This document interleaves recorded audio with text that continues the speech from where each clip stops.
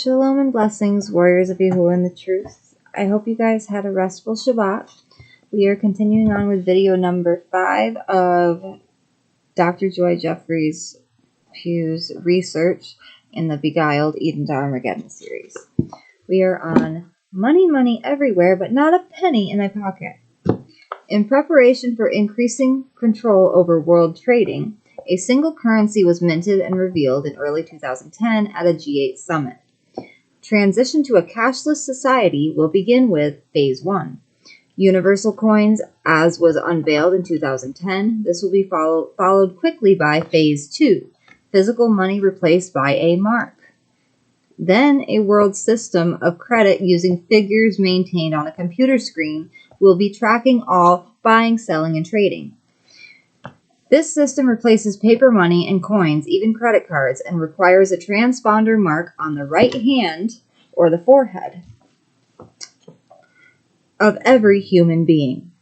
This transponder is then programmed with every known detail concerning each individual, including their biological and medical history, as well as financial assets. So we won't even have any secrecy or privacy with our money anymore. For example, a person goes into a store and pays for their purchase by holding their transponder implanted in their forehead or their right hand over a laser beam at the checkout counter. This beam reads their personal data, checks to make sure there is enough credit in their account for their purchases, and then adjusts their bank statement for payment within seconds. It is an immediate transaction, just like a debit card, and will be mandated in the near future to take complete control of a person's ability to buy, sell, and trade. Smartphone technology that uploads and scans tags on products listed in stores, magazines, etc. is preparing public acceptance of having similar transponders put in their bodies. Smartphones are able to purchase like debit cards, but have so much more applications for the user. Such smart chip technology, once inside your body, means not having to carry around a phone or card. Internal transmitters from the transponder will do it all. What is so amazing about this new technology is scriptural prophets actually wrote over 2,000 years ago that mankind, before a final apocalypse, would not be able to buy, sell, or trade without a mark. This prophecy is literally coming to pass in our generation. And while technology looks well and good on the outside, we would be wise to take note of their warning that it will be used as evil against every man, woman, and child on our planet. The next one is food regulations. Who is really watching the henhouse? Besides controlling financial transactions, New World Order proponents are securing total control over land and food production. During December 2010, the U.S. House of Representatives passed H.R. 2751, Food Safety Modernization Act. This act allows federal government power over the food industry, passed under the guise to ensure people not get sick due to E. coli and salmonella exposure. Not considered or told publicly, but was the burden it directly places on U.S. farmers. These mandated regulations will reduce local fresh produce. People will give up farming. Community-supported agriculture groups will financially fail. Farming employees will lose jobs, and prices of all farming goods will skyrocket to handle this new Food Act. Consumers are already enduring high costs of eating in our strained economy and drought-affected commodities. This food bill, while putting heavy restraints on U.S. farmers, does not at all place new regulations on food grown outside of America being imported to American consumers. Yet, it means increases in produce from outside America sprayed with banned pesticides prohibited here. Our government seems determined to destroy America's farming community with their safety regulations, which lets into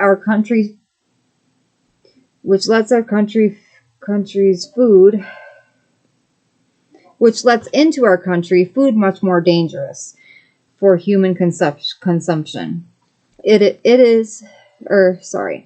Is the USDA really looking out for consumers' best interest?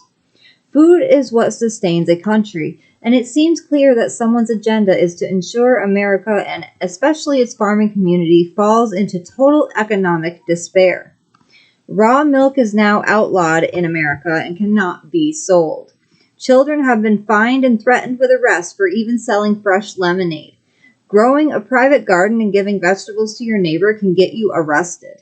In California, Rawsome Foods, a food distribution center, was raided by officials with guns drawn, arresting the farmers there and immediately destroying an estimated $50,000 worth of foods, which included everything from watermelons, eggs, milk, and cheese.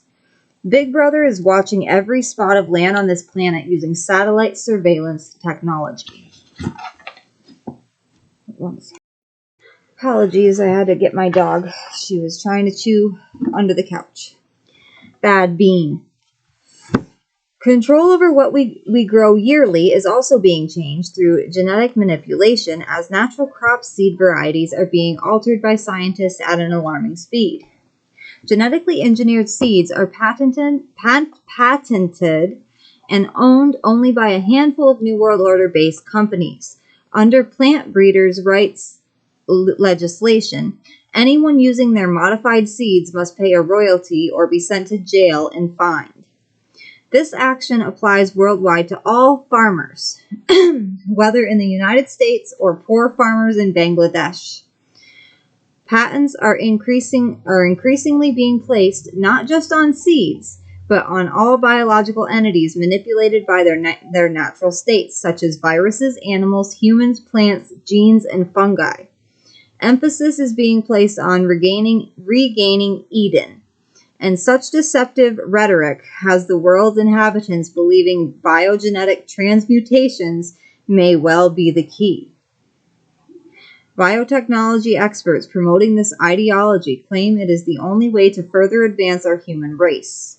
In other words, they are placing blindfolds over our eyes by trying to tempt us to believe we have no other options but to follow their lead. Such deceptive agenda has been planned from the very depths of hell to bring total suffering to our entire planet.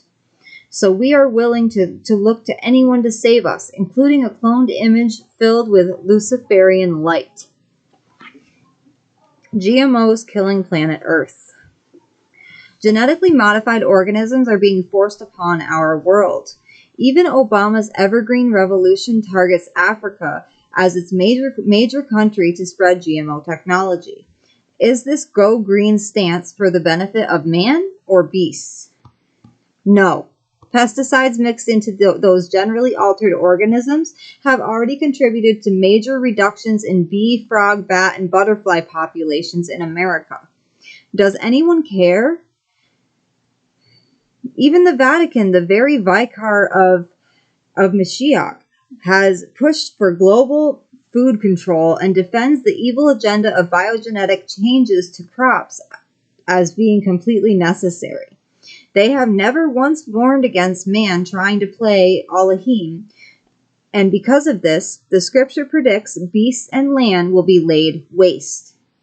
The seed is rotten under their clods. The garners are laid desolate. The barns are broken down, for the corn is withered.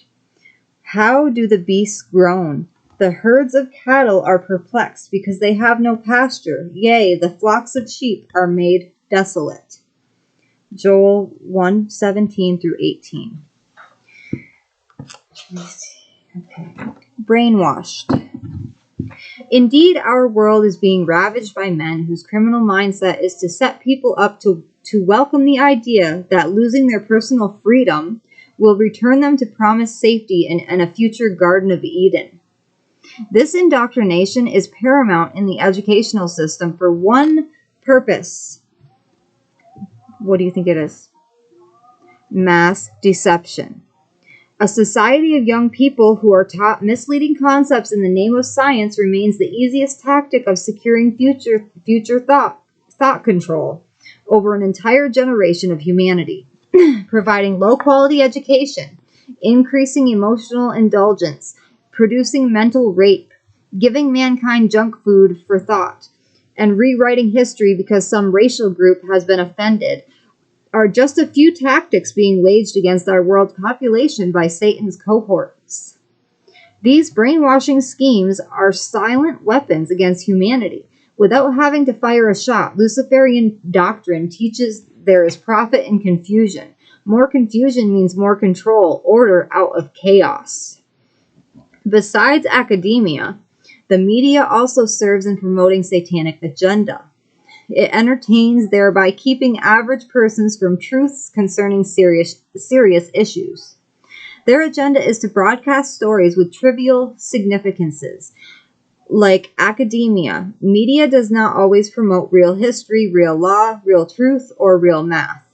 Instead, theories are broadcast as if 100% accurate. Such mundane entertainment engages people to remain at an elementary level of thought.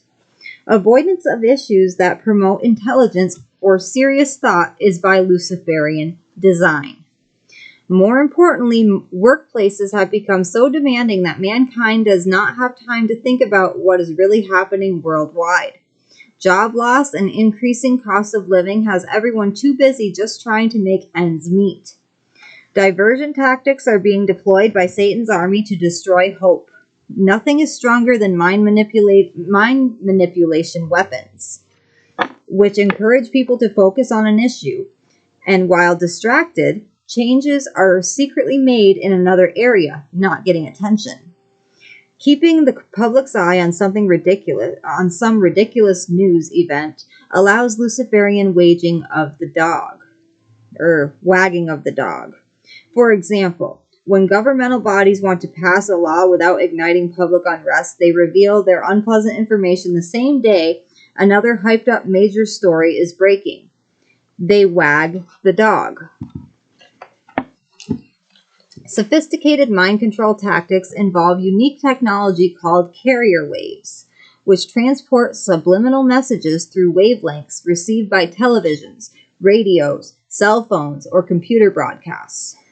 Such silent messages are sent over airwaves in order to manipulate human psyche, without arousing mankind's conscious level of awareness as to what has happened. For example, there exists a relationship between heartbeats and suggestibility. Music or a voice timed to a heartbeat of 72 beats per minute will directly affect human behavior and eventually kill a person listening to it.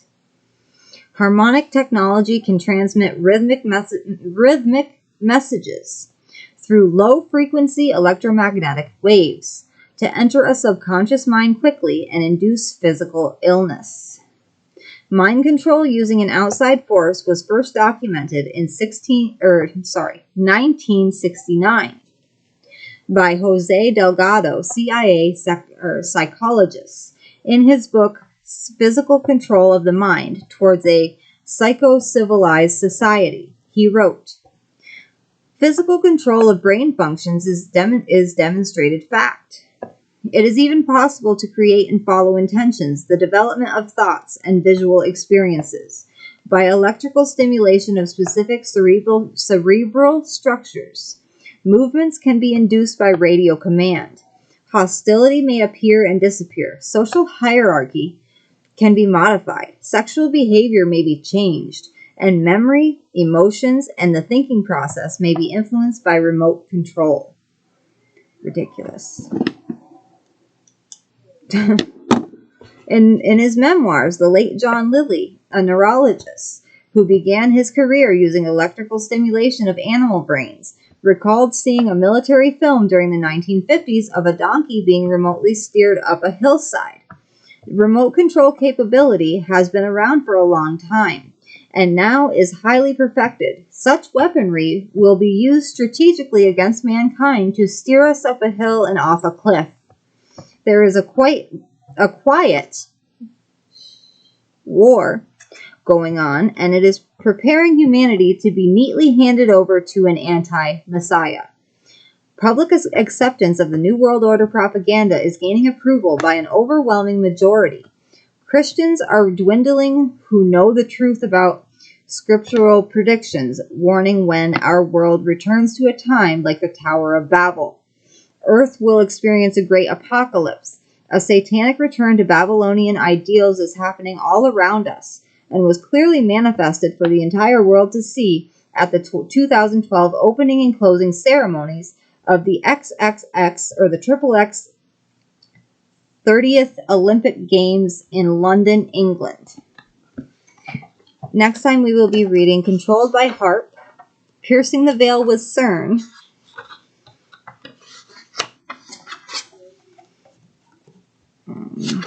yeah, and that's it. We'll be reading Controlled by Harp and Piercing the Veil with CERN, because Piercing the Veil with CERN, it goes very in depth. There's a lot of pages to read for that one. Okay, I hope you guys enjoyed the lesson today. I know that this material is more current, and it's not like most of the material I usually read on here, but I feel like it's important to know in the last days, because we should know what's going on in the world around us, even though we aren't of the world. All right, now it's time to praise Yahuah.